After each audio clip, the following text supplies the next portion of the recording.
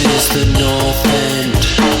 This is JP California with the North End Podcast, and I'm bringing you a new segment called What We Learned from a Game. And we're going to be looking at the Aston Villa Leicester game today.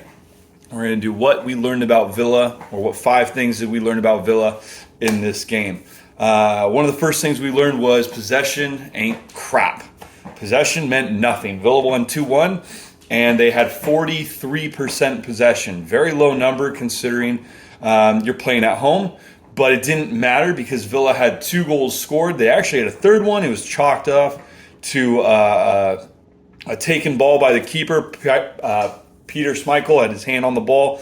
Jacob Ramsey kicked it in, and they called it a no goal. They said the ball should have stayed out of play because he had possession of it with one hand.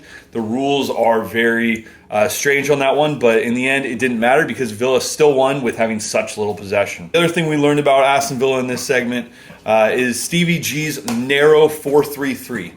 He plays with a 4-back, 3 midfield combo with a very narrow 3 center attacking players, with your guys not wide but actually tucked in behind a central striker. And this makes it very difficult for a team to pass through to get it to their central midfield players. So when you have a team like Leicester that has Maddison on it, he wasn't able to influence the game as much as he would have liked because he couldn't get the passes from outside defenders or from his center backs because those narrow 3 forwards, it blocked off all passes into that central area. So it was very helpful, and this is what we've been seeing with Stevie G since he's taken over at Aston Villa.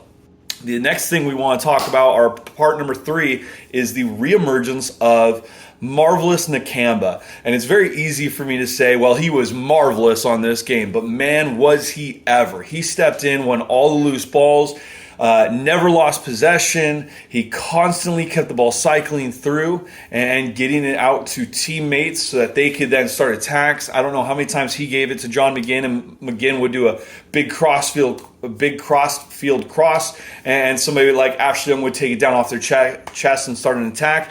But Nakamba really was the linchpin, and Villa have really been looking for this holding center mid for quite some time, and we might have had him this whole time right under our nose.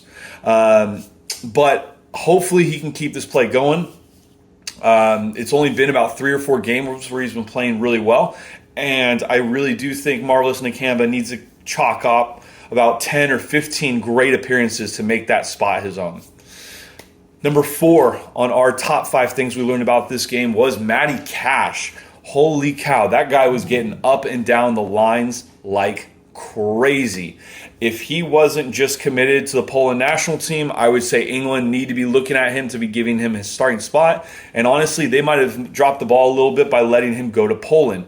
Now, thankfully, England's pretty heavy on the right back role, but he is playing very well for Aston Villa. He does have 1 goal this season, but he's could have had potentially more. There was one obvious mistake by Oli Watkins, who had a center defender one-on-one and had Matty Cash flying up, getting inside the 18-yard box, and he should have laid it off for him, and he didn't, and Matty Cash was all alone.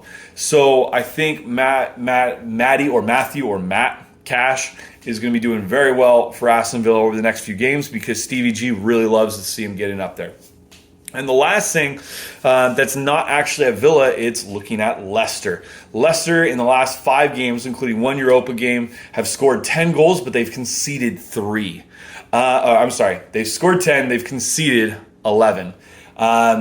They look to be stuttering. Can Brendan Rodgers get them going again? We'll have to see. But this season is not chalking up to what they believed it would be when they finished ending with a cup win last year as well as the Community Shield this year.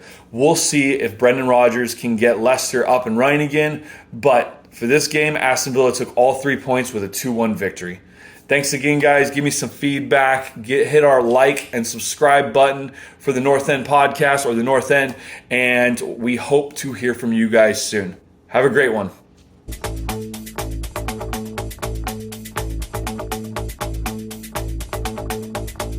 This is the North